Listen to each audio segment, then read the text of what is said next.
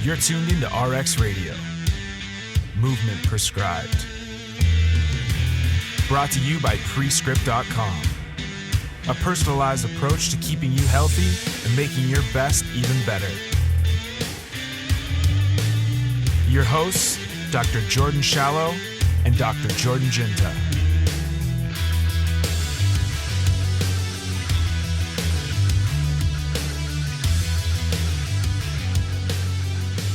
Oh my God, I can't, and I feel a little ironic. I have not. You haven't? Well, like you're familiar with you guys. I think you guys started this. You guys. Yes, all me and my CrossFit. clan of CrossFitters. Not stereotyping at all.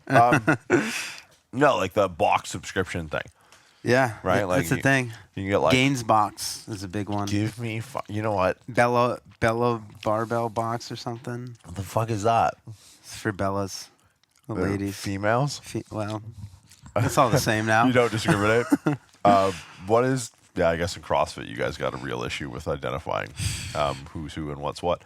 But you know that model of like you pay X and you get shit for you just get dumb little samples. We send of, you stuff every month. You know what's a really bad was a clothing one. Have you ever seen these things? Yeah, they'll do like socks or underwears. Or Well, socks are not bad. Like when we had to go through clinic and we had to get dressed up all the time. Yeah. The socks one was like, I just stopped doing laundry. I'm just like, I got 3 socks. There's 4 weeks in a month. You know, do the math, flip it inside out halfway through, and fucking throw them out at the end of the day. And then next month comes in, you got brand new socks. You don't got to do laundry. But no, there's a keto box, which is like, you know what it is? That's Silicon Valley. Like, you know how, like there's always like mashups of things. Like when someone tries to explain what their app is, well, it's like the Uber of Airbnbs. You're like, what the fuck does that even mean? Like they just took like buzzy fitness terms. It's like, all right, keto is big. Yeah. And then it's like, oh, well, this monthly subscription stuff is big too. I got it. Keto box. And it's like, fuck on it. So what do they send you, like beef jerky and peanut butter? I just want one day there just to be an empty box or water, just a box of water. Just there you go. Yeah, as delivered. Here's your keto box. It's like, oh my God. I mean, I get the idea of getting exposed to more things, but like, if you're just doubling down on the same position, it's like I don't really get the keto movement to begin with. But yeah, I found that to be morally reprehensible. Well, the more I think about it, I want peanut butter and beef jerky right now, though.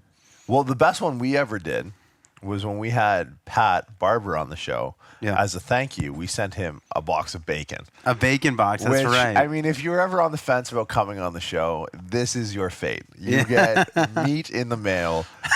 You're welcome. So if you Is that a keto box? I guess it kind of would be. But is that also paleo? I guess. If it's, I don't know. You can put sugar on it, make it not paleo anymore. I think I would do that just out of spite. There was a lot of that. Like, you know what I saw at the Olympia was a vegan bodybuilding booth. Like the smallest people in there. Just like, how's that working out for No you? animals were harmed during the spray tan? Oh my, yeah, right. Oh, God. All right, we're going Q&A. We're jumping in. All right, let's do it. You want to lead off? I'm going to eat during this. All right. So this is from the RX Radio Q&A page. Let's see. We'll start off with, who's the better chiro, Jordan or Jordan? That is an easy answer. It is Jordan. Clearly Jordan. All right. Thank you, Rob Joyner. He's number 1 and 2. Who's your homie? Serious question. Perth, Australia. Is there any special considerations for a chiro or PT treating enhanced athletes? So I'm assuming Enhanced. Yeah. I'm assuming enhanced. enhanced. I don't know. It says enhanced. CH. Is that someone like, D1 going to the league sort of thing? Is that? I would say that could be a drug question. That could be a very mass drug question. Enhanced. I think enhanced, enhanced? I think it might mean just like elite athletes. Okay. I think empathy. Move, do shit yourself. Be in the same pursuit, because I think a lot of what you're going to end up doing is psychological with athletes. Yeah. Even more so, maybe not more so, but just in a different way. Like, there's a certain level you can get with power of suggestion with Gen Pop patients. You can just tell them they're better. I think, oh, well, fuck, look at that. I paid you $100. I do feel better. Because they don't know how they're not as in tune with their perception of how their body feels to begin with. Yeah. So that power suggestion goes a lot further, where it's like you can't will an athlete better. The way I look at it is pain has a natural history, performance doesn't. So what I mean by that is when you read the literature on like low back pain or just like nagging injuries, it's more often than not, like if your back hurts this morning, give it 2 weeks, your back's not going to hurt, right? If you didn't do anything, like if you just woke up and it kind of hurt and there was no acute injury, give it time and it's not going to hurt. Right. That's called natural history. If you suck at lifting today and you keep sucking at lifting, in 2 weeks, you're still going to suck at lifting, right? So performance doesn't have a natural history. So I think as people who look to push the envelope of using chiropractic as an adjunct to increase athletic performance or enhanced performance in this case, I think knowing the markers or the gold standard measurements of progress that are going to improve performance, and the best way to do that is try to perform yourself.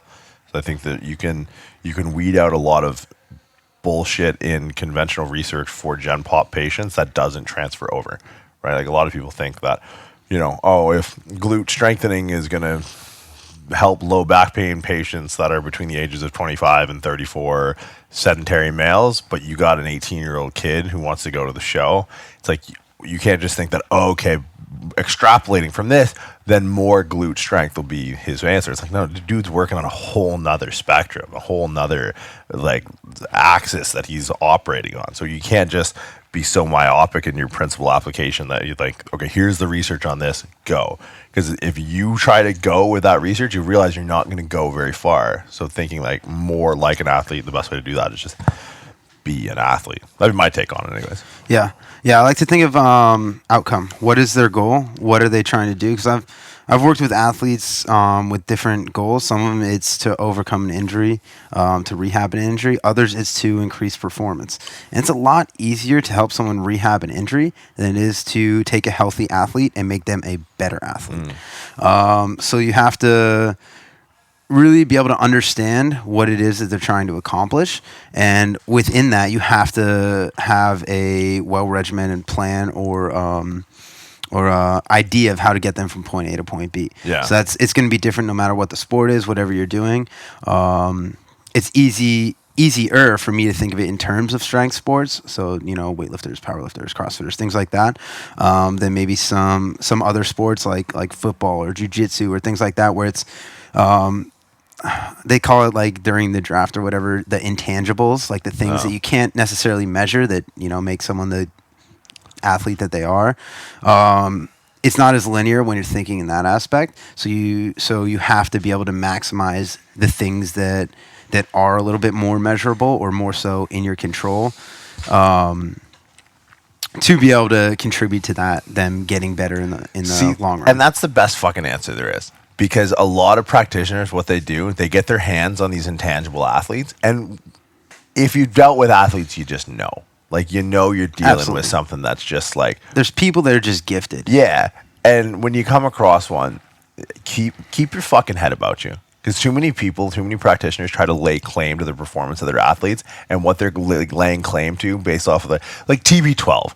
Right, this fucking Tom Brady nonsense. It's like, dude, your wife makes 10x what you make. Why don't you go home and make sure you got dinner ready when the time she gets home, all right? Why don't you go fucking cut your hand open again before the Super Bowl, you fucking donkey? Like, but like this TB12 is this coach who's now actually being implicated for, like, he might have been juicing up some players, and that's why the muscle pliability fucking $400 foam roller shit's been working. It's like, yeah, Testy does pretty well. I don't think the foam roller on ice is doing shit. But like, don't fucking lay claim to the success of your clients or your patients. Yeah. Don't do that. You are there as an adjunct. You are privileged that these people trust you enough. Don't try and systematize and monetize this shit. You know what I mean? I 100% agree. Like, and you see it all the time with people like the guys that work with LeBron James, and it's like, because they're operating at a level of like obscurity that it's like, listen. The last thing, you know, like we said before, like you don't want Michael Phelps to teach you how to swim. It's like, if you're Michael Phelps' swim coach, yeah, sure, you're his coach, but the best quote I've ever heard from a strength coach is, I think it was Jesse Burdick brought this up in one of his podcasts, and he said he heard it from, I forget the player. He was, Broncos QB. Yeah. What's his name? Mark. No. Help me out. John Elway. John Elway? Broncos QB back in the day. All right. I know. The Canadian knows more about football than the American. Well-rounded. I shot an AR-15 the other week, so I feel like America. It was coming in through the trigger finger, just Yeah. The best part about that is the skull tobacco. What? I'm making a joke saying you have to have a dip in. Oh, I can't do that, man. Yeah, no. Through the AR-15, I got the Constitution. Yeah. We find these truths to be self-evident that all men are... Anyways. But no, I think people that just lay claim... So this guy said, my only job is to make sure John Elway doesn't trip over weights in the weight room. And that's where you got to fucking keep your head.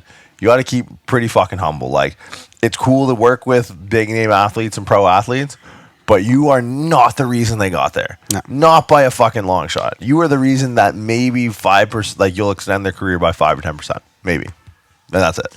But it's like, oh, I'm going to spotlight this person. It's like, if they want to put you up and throw you out, cool. And then if you want to read, sure. But like people who just like get territorial over it, it's like, yeah, you want to go get work with someone else, go work with someone. I don't care. Like, it's no skin off my nose, but I don't know how we ended up on that. Yeah, we just got there. Intangibles, bro. Yeah, intangibles. Yeah. So I just think that's a good answer. And if you want to work with athletes, understand that they're the star. You're not. Yeah. You don't matter. You're replaceable.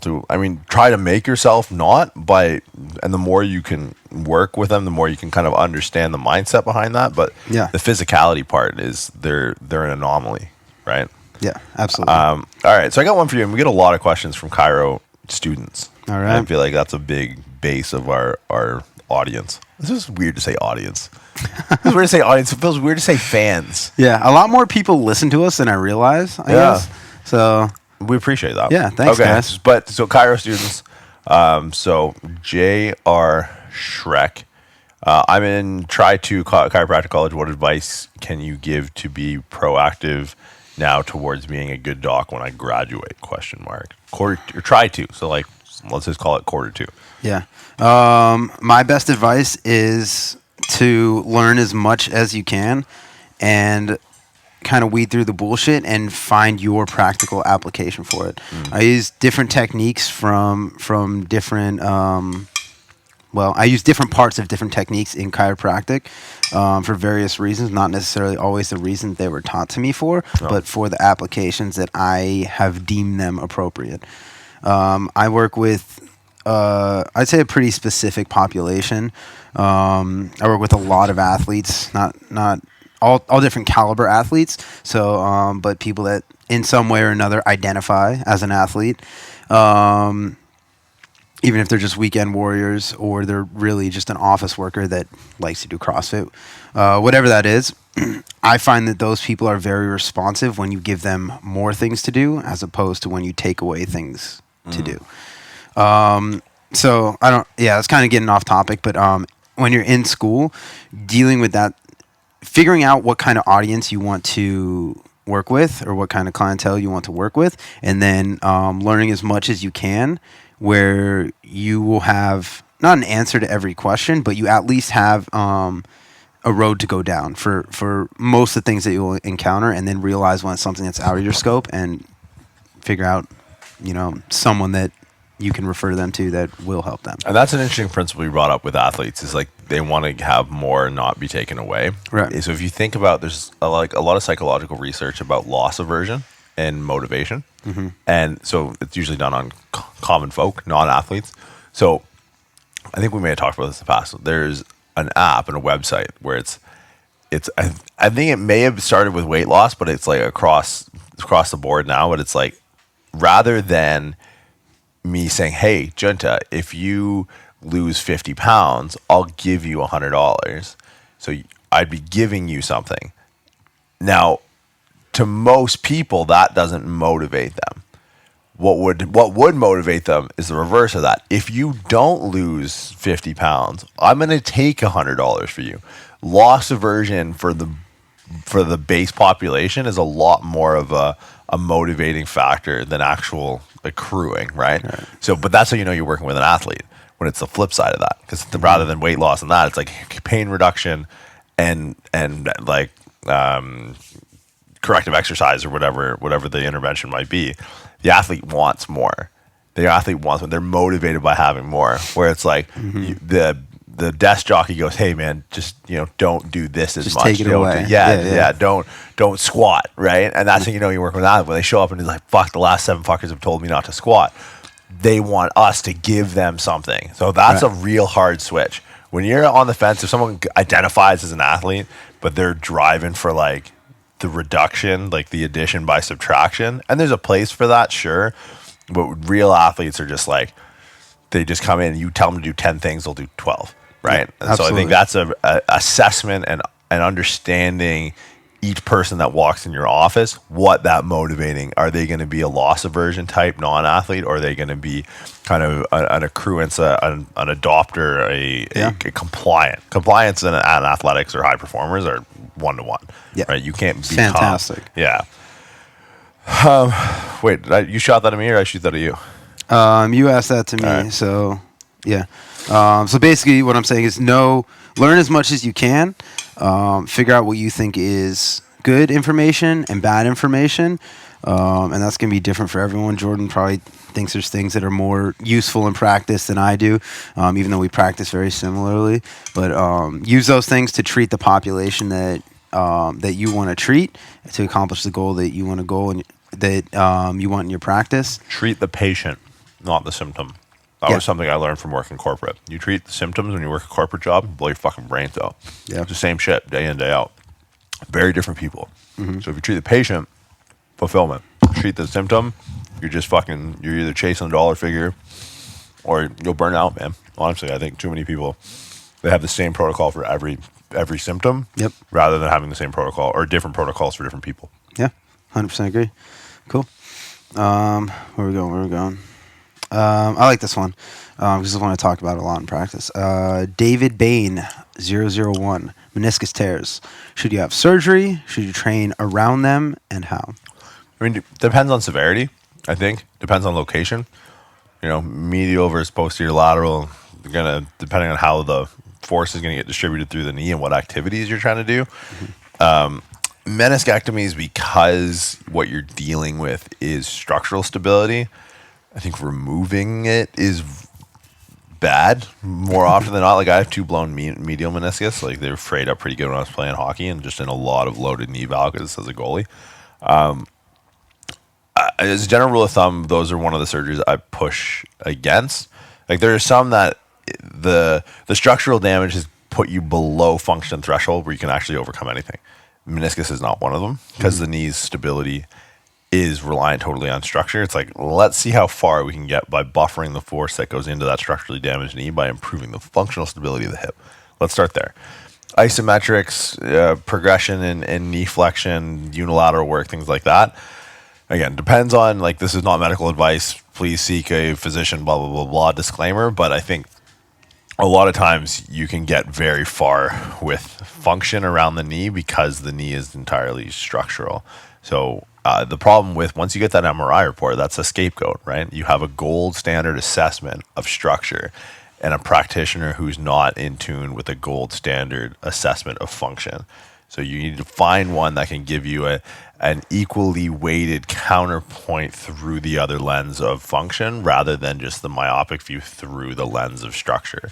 Because it's very easy for a surgeon to be like, oh, that's why you're having all the pain. It's like, well, no. Like, if you can fucking stand on one leg, or if your other leg's equally as shit, it's like, well, you can go in and fix it, but you're just going to be putting force through that path of least resistance, and you're just going to keep wearing it away. So meniscus is one that I'll even if I don't manage it in my office and they want to go through insurance and go through PT, I'll definitely push that route first before sending them back to the ortho for a consultation to get surgery on it.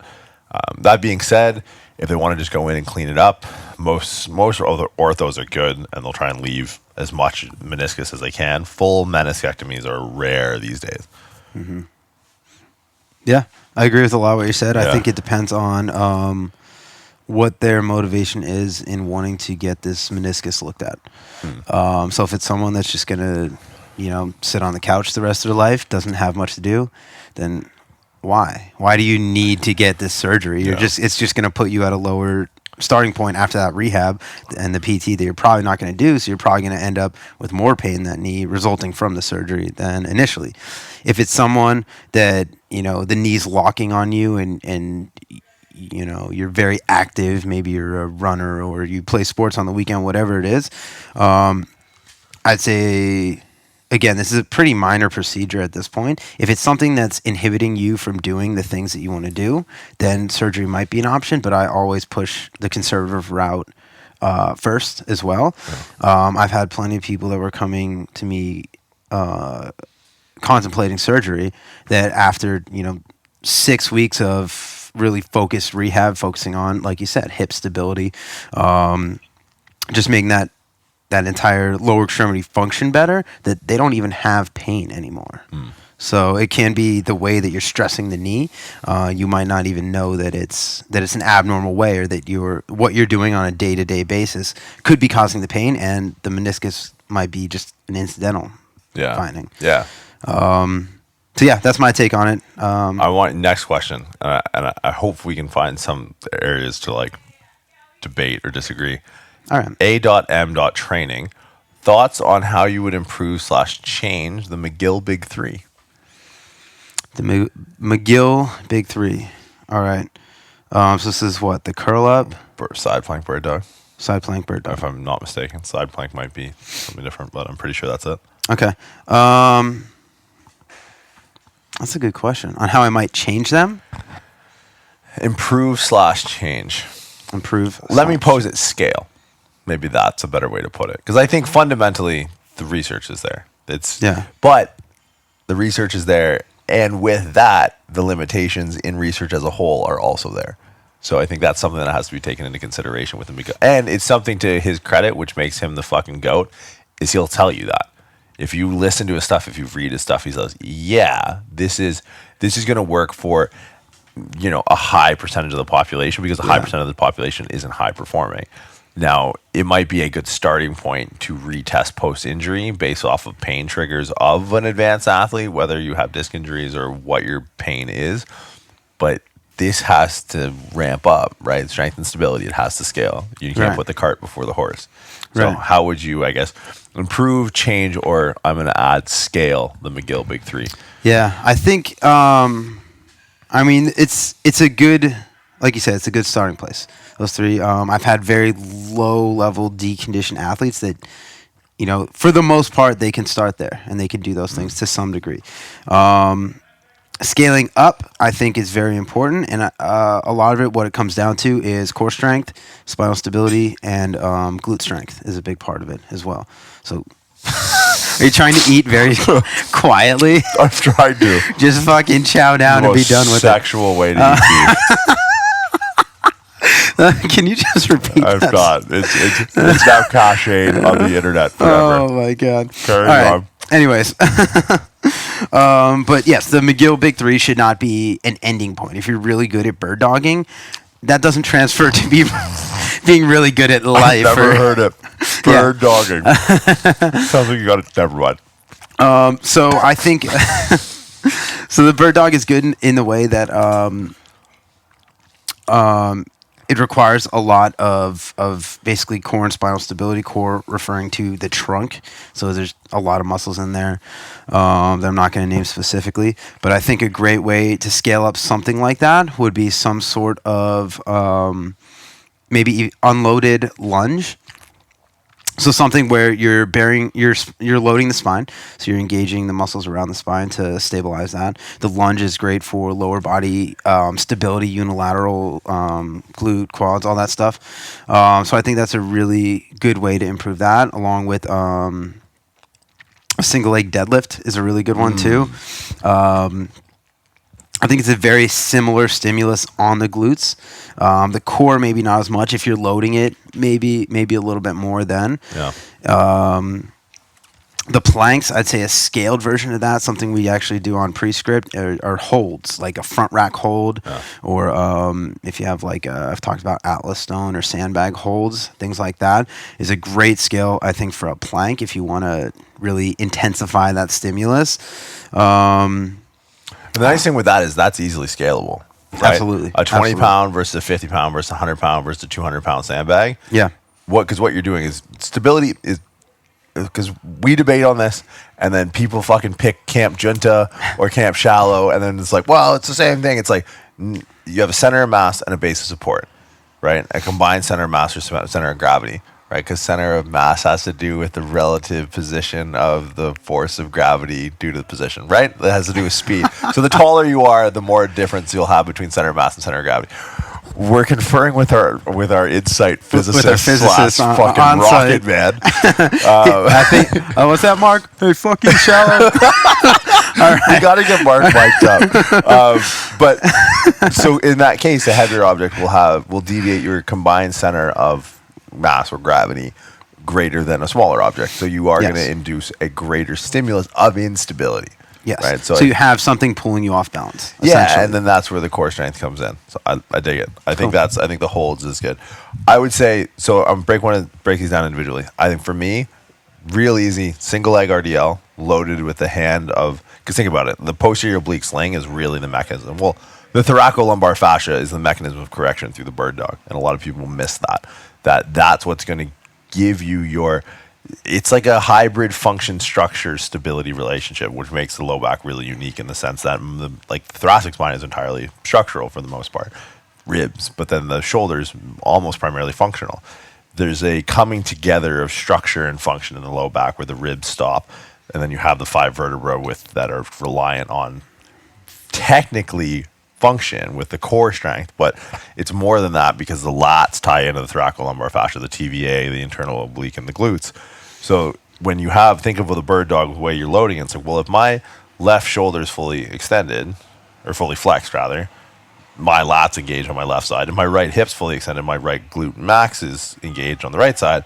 It's via that thoracolumbar fascia that stability is held. But now think of this like counterbalanced position with one side, like the opposite loaded, like the hand and shoulder. There's an anti-rotation moment there, internal oblique, and then there's also an anti-extension moment there, transverse abdominis. So it gets every muscle of the thoracolumbar fascia kind of on board at the same time. And if you have a break in the chain, you'll notice an instability one side or the other. So when you load that or scale it, single leg RDL, okay, so if my right hip's going in extension, my left foot's staying down, then I want right glute max, left lat. So I want to load the lat, so dumbbell in the hand of the left foot. You just flexed your pec at me.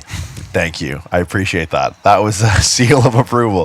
The rest of the show is just going to be done through blinks and flex twice for yes. So I think that's a good way to do it. Planks, side plank, the Copenhagen plank. I don't even know Get what with that the is. times, people. That's a big one. That's been helping my plank. quad rehab huge. Tell me what this is. So if I forget the numbers, but it's something like 70, it's somewhere in the 73 or 78%. If you don't have adductor strength within the 78% or 73% of abductor strength of the hip, your increased likelihood of injury is through the roof. Seems like a very abstract number. I mean, yeah, well, that's research for you, right? Like ART, you're supposed to hold for like 3.2 seconds at the end or something like that. It's arbitrary would probably be the best way to put it. But so imagine doing a side plank where the top leg is up on the bench holding your body.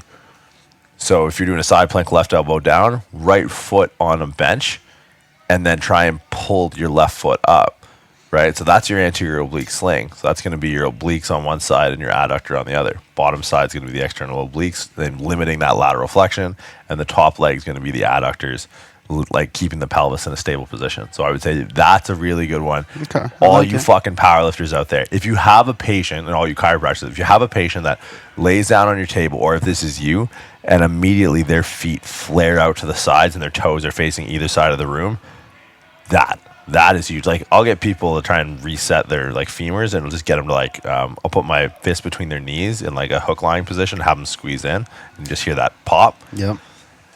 I'll have people who are so weak that they can barely even get their knees to my hand. It's like, okay, that's a huge red flag for me in adductor strength, right? And I think adductors work in conjunction with the core to stabilize the pelvis, right? Where abductors work to stabilize the hip.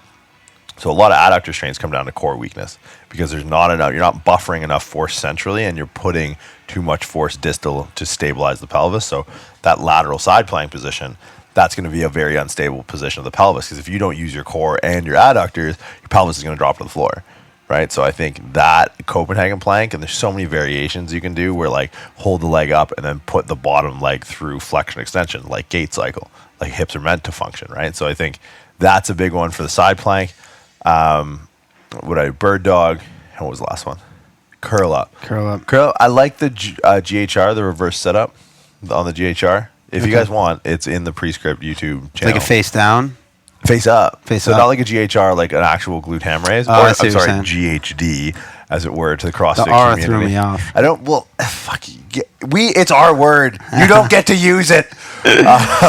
So for us, it's like you flip it upside down. We did that core progression on like transverse and Right, the ab wheel, saying. I think. Yeah. Just deviate, again, spinal stability. It's the same principle that you use. You just use weight. I just use leverages to deviate the combined center of gravity outside of a base of support, and to have that core act more so as an anti-extender than a prime mover through lumbar flexion, lateral flexion, rotation, whatever. Yeah. Good question.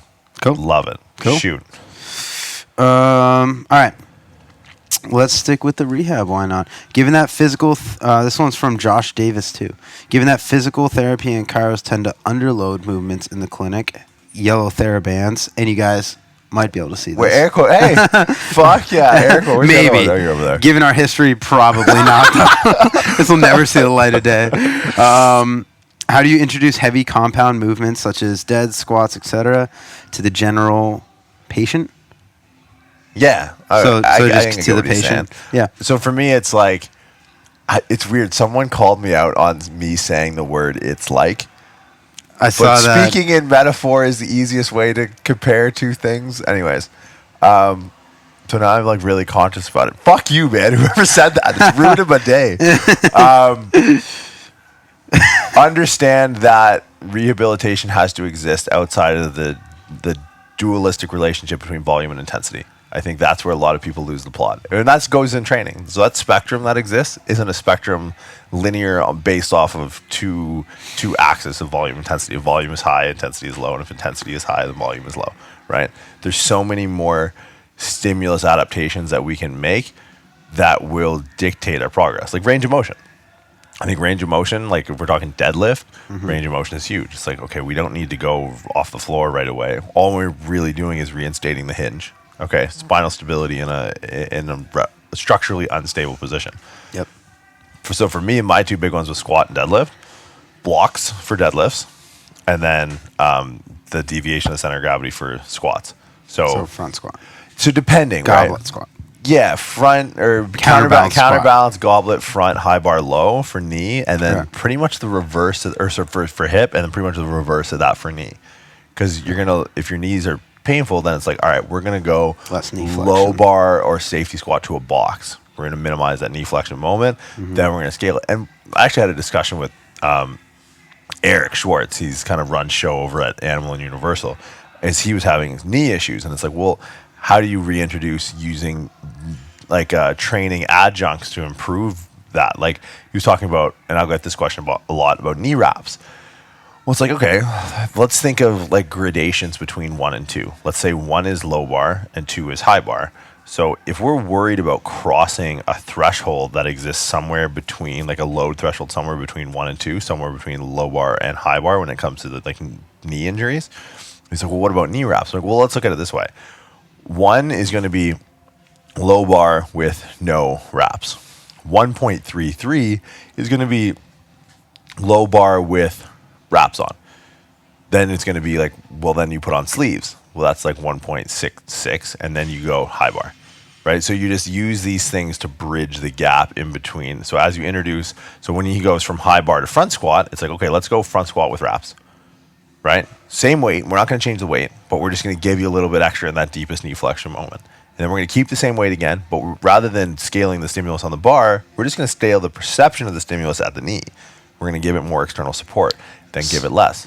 Okay, Knee so sleeves. you're using them as support. Yeah, So so- sleeves more support. I'm sorry. Well, wraps, more support, sleeves, less support. Then we're going raw. So we're going.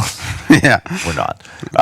So if low bar is 1, so go low bar with wraps first. Low bar with sleeves. Low bar raw. High bar wraps, sleeves, raw.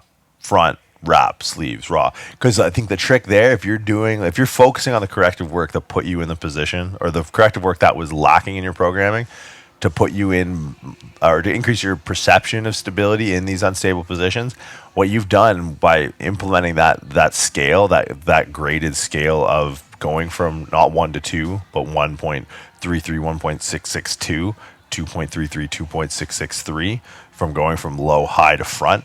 Yeah. You've now stretched out 6 weeks worth of correctives underneath that progression, right? Yep. So now you're making a lot of it's parents grinding up fucking vegetables in your spaghetti sauce. It's what happens is they're making these jumps every week, but what the underlying issue that they're not even cognizant about, if you're programming properly, is waving and intensifying. So you're progressing the stimulus of instability as you move into these new waters. It's like when you play a sport, they teach you first thing when you're playing hockey as a kid, don't pass to where the player is, pass to where he's going to be.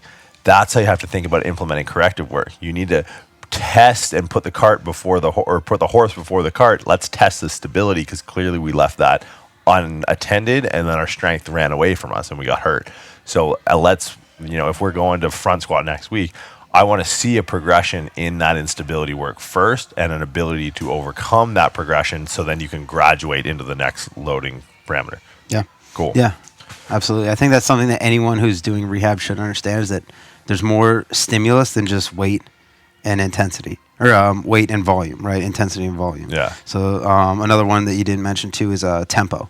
Boom. I find that's maybe like the 1.2 or 1.1 even on that scale. Yeah. I'll throw people into, even if it's partial range of motion with the tempo, just to get them moving again, get them feeling the stimulus of I'm doing something, taking it back to that, give them more as opposed to take away. And I think that too helps apply the newfound transient stability back into and rework the motor pattern. Right. Because when you have to go slow, you're like, oh shit, my knee's coming in.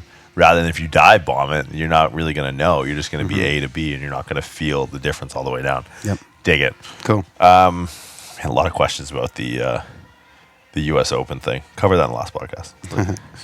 Trying to find something specific to you. To me. Oh, I would like this question. All right. Are there any training principles, so this is just _G85, any training principles or strategies that you've changed your opinion on? So like things just that in recent life. Yeah, just like, when you, maybe not when you started training, because I think we were all pretty dumb when we started training. Yeah. But like, and because this is going to be two things. That's a really good question. This is going to be, some of it's going to be chronological. Some of it's going to be because you're stronger now, you have to change if you want to keep adapting. So I want you to break apart what's changed fundamentally in your training, like the way you look at it, and that maybe just would be more from the education side. Yeah. And what's had to change based off of your aptitude and your ability. So now what do you have to change to overcome those plateaus? Yeah, I think that's really good. When I was younger and less educated, I a big part of my training was I have to go hard all the fucking time. And I could do it because, I mean, as I was younger, I could recover from it. I wasn't dealing with quite as much weight because I wasn't quite as strong. So that was just my mindset. That's kind of why I won't really call it success, but I was as successful as I was in CrossFit. It was because I just had that mentality of, fuck it, I'm going hard, and I'm going to go harder tomorrow, and the next day I'm going to go harder, and I'm going to be more fit because I went hard all week, so I'm going to go harder next fucking week. But does that benefit you in CrossFit? Yes, to some extent. And I think that's where people lose it. It benefited me in CrossFit. I won't say it benefits all in CrossFit. Do you know someone who's at the games and at regionals or a high-performing CrossFit athlete that doesn't have that mentality? And is it just the weeding out process of genetic predisposition that it filters out? To some degree, yes. Yeah. But there are athletes who are a lot smarter about their training, I'll say. There's a couple athletes. One of the women on Rich Froning's team, who just recently won the games this last year. Her name's Lindy Barber. She had a pretty bad back injury. She maybe a spondy or something like that, that she had to overcome, and she's now, winning the CrossFit Games on a team. So there's people, I think she has like a whole blog and website about it too. Yeah. But there's people who are just a little bit smarter about the training than that go hard all the time mindset. Yeah. And I think CrossFit in itself, it's such a sub-maximal sport in a lot of ways that it allows that to some extent.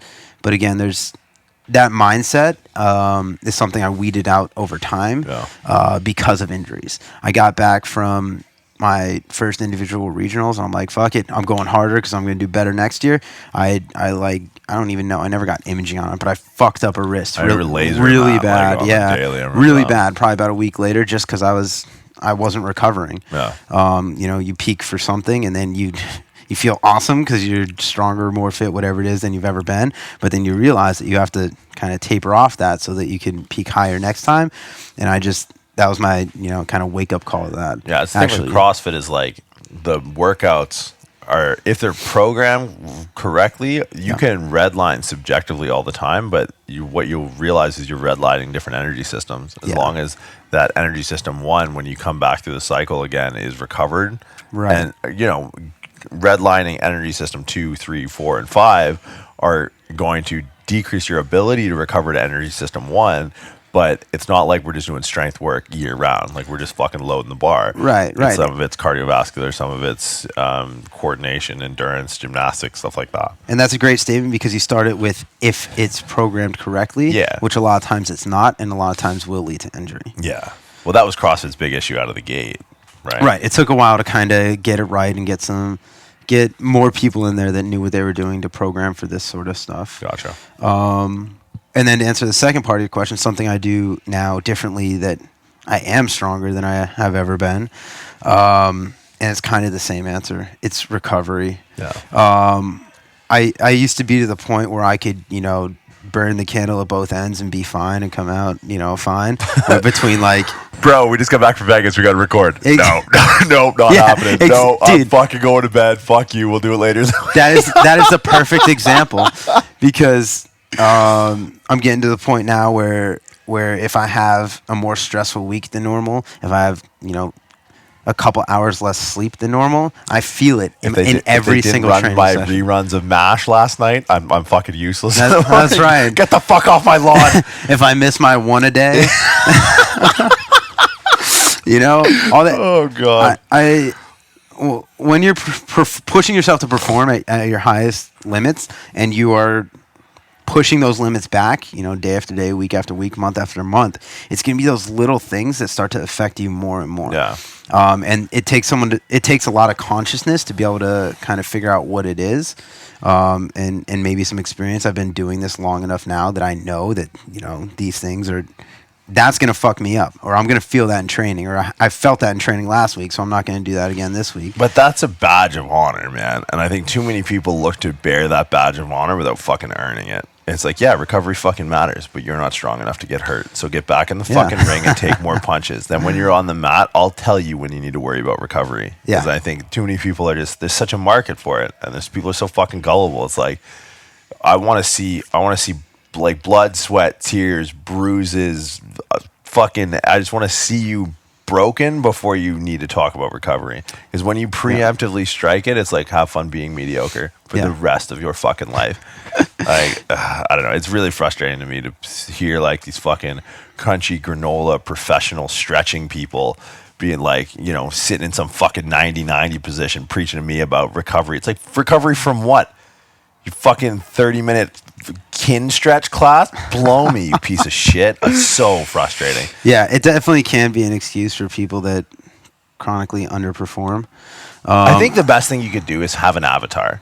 Like, have someone that you idolize in the sport. Like, what is your highest aspiration in lifting? I think when you can identify that, you can reverse engineer how to allocate your time very well.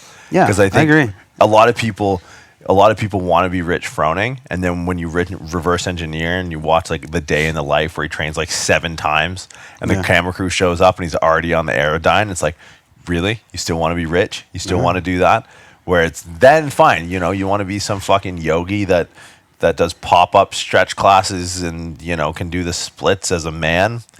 All right, reverse engineer from there. Fine, go ahead. It won't take you very long. Well, that's the thing is people reverse engineer and they only peel back that first layer. Yeah. So that's why you have these idiots on the Tom Brady whatever it is. TB12, multipliability. Because they're like, we got to get royalties.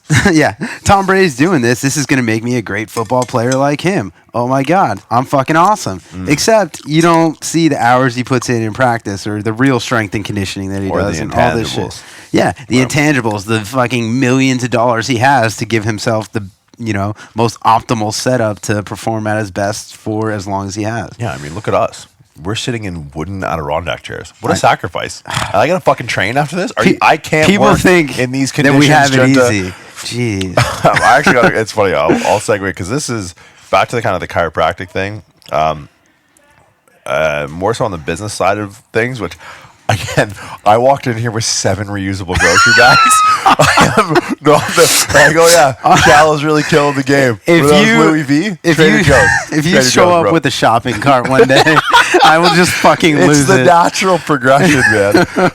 Okay, what business advice would you give chiro students planning on opening their own practice right out of school? Oh, man, prepare to be broke for a couple of years. How long has it been? Yeah. I have a few points. Well, I'll let you run on it first. Other than the obvious being so poor that it hurts. Yeah, right. I think a big thing is this kind of goes back to my advice before, is you need to figure out your market. You need to figure out where you're going to go, what you're going to do, how you're going to run your business. Make sure you have enough money to get started in what you're doing, and just to sustain yourself for enough time until you can turn a profit, which probably is going to be longer than you want it to be. Yeah. And then with that, just treat people well. That's something I've learned more than ever opening my own business. If you treat someone well and you can relate to them, form a relationship with them, then they will come back to you. It doesn't matter if it's next week, next year, 2 years down the road, they'll remember that and they will come back to you. And they will, maybe if they don't come back to you, they'll tell someone looking for a chiropractor to come back to you. So just be fucking decent to people and don't be a sleazebag trying to steal people's money. Really, that needs to be said these days because there's so many fucking sleazebags. But it's true. Prepare for the financial hibernation that you're going to go into. Yeah. Because the second you graduate, winter's coming. Winter is coming. It's fucking brutal. But that's the hard part because those two fly in the face of each other, right? Integrity. When at the end of the day, it's like if the difference is you start ripping people off or you eat hot food.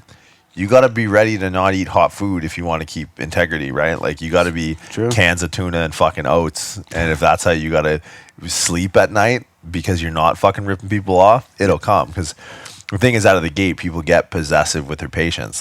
I know people I have this many, but they have 20 patients, but they're seeing them 6 times a week. Yeah. And it's all right, those might be the only patients you ever have if you operate like that. But out of the gate, they get that immediate satisfaction, that pat on the back, the financial kick. It's oh fuck, I'm gonna make it. I'm 3 years. I still don't know. Some days I'm just looking at the bank accounts, going, all right, I guess we're gonna go down the Embarcadero and pick up change on the street for today. I just think start while you're in school, and hopefully you're passionate about something outside of chiropractic. Yes, that allows you. For the niche to pick you, right? To not understand a market, just identify your market, right? You fucking play chess, go play chess. Chess players sit a long time. They could be instructed on things, and it's true because I watched, part of a community. Yeah, but I just fuck.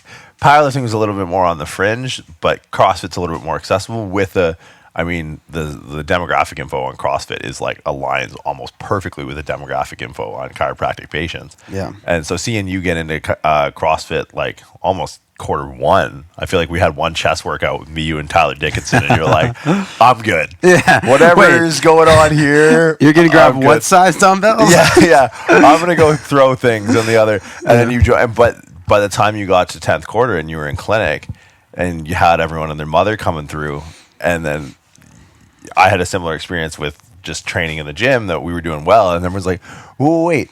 Aren't those the kids that have the worst grades? And it's like, that's right, bitch. The name's Jordan. Nice to meet you. And then, but you were able to form a relationship and build an experience and build a rapport. Like you could hear your kids talking with their patients in clinic, and you're just like, oh, this is so awkward. This is like fucking painful. This is like watching an episode of The Office in real time. This is like, so do you like stuff? It's like, oh my God, I'm just going to pull the fire alarm. Just get this person out of here. So I think start right away. Like, I mean, we kind of took two routes on the social media thing. I started like a year out, and you started like, one day you woke up and was like, I think I want to do an Instagram account. And next week you're at like 10,000 followers. And I was like, motherfucker, here I have been working for like a year. This guy's just coming out of the woodwork. But I think, start now and don't seek out, because that's what people did. It was nauseating to watch people get in. And even coming here, motherfuckers were coming here into your fucking wheelhouse trying to like snake, like, all right, you're going to do So true, dude. 185-pound deadlift and you think you're going to outrun Junta in his house? Like, get the fuck out. Check the name on the wall, homie. We got Junta regional flags all over this place. You're making me feel so good right now. Well, fuck, dude, it was so frustrating because everyone thought it was easy. Like, I'll just go join a box and it's like, people will respect me. It's like, no, they won't. That's not how it works. So I think that'd be my advice, is to start early. Like, start early and identify. Be worth respecting. Yeah, be passionate about something that's not chiropractic. No, 100% or agree making with that. money. It really doesn't matter what it is. Like you said, it could be chess. It could be, it could literally be, it could be video games. It doesn't matter what it is. If you have a community of people that rely on you and trust you and respect you, then they'll take care of you. Dig it. Cool. Oh, wait, I had a good one. Give me a minute to find this one again. This is... I mean, this might be funnier than anything we've said.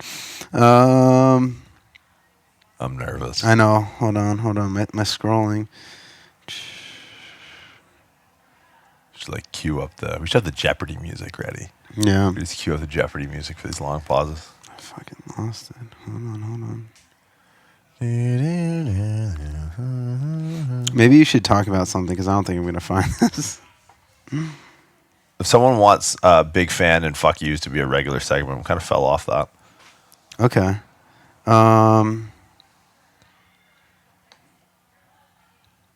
No, seriously. Talk about something else. Okay. Well, this question, I'll just take this question real quick. Bicep femoris pain, I think is really misunderstood. Okay. So the question's long. Did you find it yet? No, I didn't. So you go for this one. Hey, love your knowledge. Thanks for sharing. I have so much your helpful tips saved. I've had this lower butt hamstring injury for 7 months. Thought it was piriformis. Spent way past my budget on body work. Everything from massage, chiropractic, dry needling, cupping. Nothing seems to be helping. After doing lots of reading, I think it could be my biceps femoris. How do I release the pain? So sick of my hamstring hurting. Bicep femoris, what makes it different is its actual position or its action on the tibia. So if you're missing external rotation of the hip, and if you're loading things into an externally rotated position, like say you're doing sumo deadlifts, right? The foot is going to go where the tibia tells it to go, and the tibia gets told to go where the femur tells it to go. But if the femur doesn't rotate because your hips are tight, what'll happen is you're going to put that foot where you want it, and what you could be doing is actually shortening the biceps femoris to laterally rotate the tibia, and then getting your foot objectively where you want it.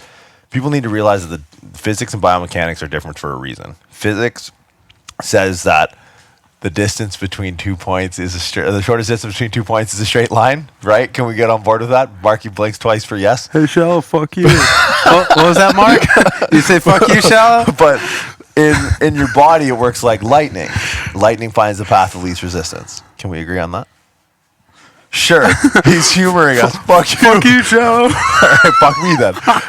Well, I think and if you set up that trajectory between point A being the foot, point B being the hip, and the path of least resistance is now routed through that lateral hamstring because it has to rotate the tibia rather than that point being set from external rotation of the hip. A lot of times you can get bicep femoris issues from that. And so like sumo deadlifting, the biggest thing with sumo deadlifters usually is that biceps femoris because they're in the hip extended position. The knees are kind of, they're slightly bent, the hamstrings are going to be more active off the floor. Then when they pull, it's like, well, you're putting a lot of force through that chain, and like what's coming up is just the light on the dashboard. Yeah. So either it's at the ischial tuberosity where the hamstring is going to insert, or the bicep's going to insert the most laterally, or it's at the knee where you're going to get that. People might think it's their IT, but it's a little bit too posterior, and it's a bicep femoris. Lateral line stretching. Love it. Look it up. That'll probably Love be it. one of the biggest things, because you pull that lateral line across, you stretch into hip adduction on that side that's involved. How far down do you start to feel the stretch? Excuse me. You should feel it up in your QL or external oblique. You want stretches to centralize over time, not to peripheralize. If you're starting to feel that lateral line behind the knee, you've accumulated a lot of peripheral tension that needs to be cleared up, and a lot of that tension will come from the biceps femoris and its action at the tibia. You find it? Yeah, I did. Beauty. Yeah. Fire. So this is Kevin Drew. Kevin, Okay. DRU. What does it take for you guys to guest lecture at a university? Kids at my school need some RX radio in their life. An unaccredited school is what you need. A school with zero respect for themselves or their students. Yeah, some good I would insurance. do maybe. it in a heartbeat. I would do it, absolutely. Yeah, But, the Chiro school or just like a regular? I'd I like to don't do know. it at a regular Let's school. I like to go to like a PT school. Actually, no. Maybe Chiro would be better, because I think we speak more outside the accepted scope of chiropractic, and probably Right. more within the scope of physical therapy. yeah. Yeah, I would. I've had Parker, kids from Parker listen and reach out a lot. Really? Is that Texas? Texas, yeah. Because when I was in Texas, I spoke at a gym in Plano, and a few students came out. And I think just that would be cool if we could do that. But I would imagine they would lay down a fair amount of stipulations and things we can't say, and then we would never get invited back because we'd say them anyways. I spoke at Palmer last year. You did? Yeah, one of the clubs had me in. Nice. And, yeah, like word got to administration, and they were like, "Wait, isn't that the kid we tried to kick out of school?" Yeah, could we not have him come in again? That'd be great. Thank you. Because they're still dealing with like shithead kids that keep like pushing back at some of the clinicians. So it's like, I don't know what our future holds, but if a club wants to reach out and fly us up, I'll fucking do it. All right, We there should you go. record live. Record live? Record live from As we from one of the present? schools. Yeah, Oh, that'd be just awesome. unedited, raw. All right, I think that's enough for today. Yeah. You know what we might do? Some of these are actually so good, we might just do full episodes on them.